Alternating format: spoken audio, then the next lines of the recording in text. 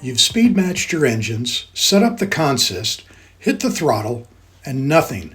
Deader than a doornail. Whether you're on NCE, Digitrax, or any other DCC system, the protocol is universal. If your engines aren't moving, it's usually not the decoder brand, it's old data stuck on that decoder. Today, we're clearing the ghost out of your decoders, and we're also fixing that Digitrax drag once and for all. Hi everyone, this is Fran from the 5-Minute Modeler, and I recently hit two major roadblocks when consisting some of my locomotives. First, where one or more engines won't move at all after being consisted, and secondly, problems when mixing decoder brands in engines when one runs but the other runs only much slower. I'm using my NCE power cab along with JMRI Decoder Pro, but all of these changes can be made with your command system. Before I get into the first issue, here are some consist basics. Consists are controlled by CV19. The allowed values are between 0 and 128. If it's 0 or 128, that indicates the locomotive is not in a consist. If it's between 1 and 127, then the locomotive is assigned to a consist. When you kill a consist on your throttle, it should reset to 0. But sometimes some of that other data is left on the decoder, and this is what causes the issue.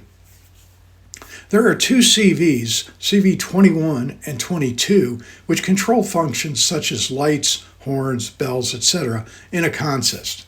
If there's leftover data here, your engine hears this move command but doesn't move because of the incorrect data on these two CVs. I had this problem while consisting a couple of Atlas GP9s with NCE drop-in decoders.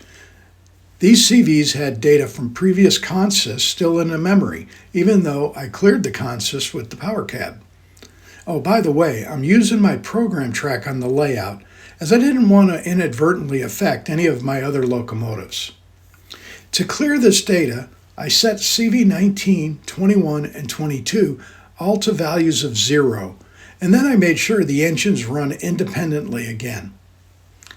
Now, a quick tip, if you clear your consist and the engine still won't move, try calling up address 3. Sometimes the decoder resets its address during this process. If it moves on 3, just reprogram your road number.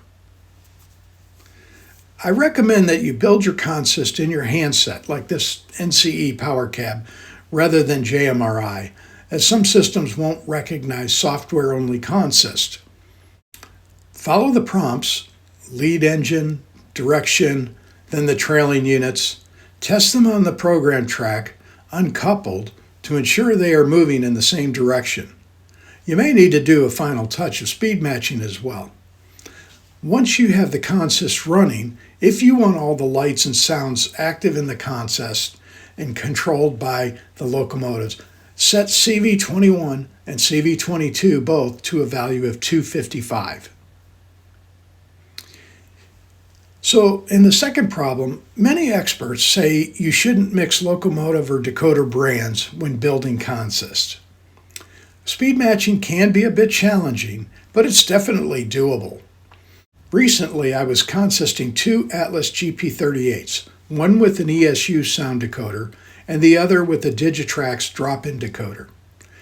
The ESU locomotive worked fine, but the Digitrax engine didn't run at all until I removed the ESU locomotive from the track. But even then, it only ran at a slow speed even at full throttle. So this is caused by BEMF, or back electromotive force, usually called back EMF. It's like cruise control or a speed stabilization for your locomotive, and it makes small changes to keep them running together. Most decoders leave this setting on automatically, but many Digitrax decoders are set at off by default. With Digitrax locomotives, they need back EMF to compensate for the differences in these decoders. So, to solve this, check CV57 on your Digitrax locomotive. This setting is the BEMF on-off switch. Now there are two settings that I would recommend. Change it to 102 for a safe kind of standard process, or 204 will give you maximum pulling power. Once I set my Digitrax GP38 to 102, it finally kept up with my ESU unit. So just remember, set the BEMF before you do your final speed matching in CV2, 5, and 6. By the way, if you read the Digitrax documentation, they say use CV57 value of 5. And that's true if you're only running one engine at a time. But if you're consisting, that 5 actually tells the engine to turn off its brain the moment it's coupled. To keep it awake, you need a value like 102, which tells the decoder to keep the BEMF active when it's in a consist. Well, there's a lot to these little decoders, and I'm learning bit by bit, even though I've been using them for almost 10 years. Are you mixing decoders like I am? Let me know in the comments how you get them to behave. These simple steps solve 90% of consist headaches. If this helped, hey, hit that subscribe button, give us a thumbs up, and we'll see you on the next 5-Minute Modeler.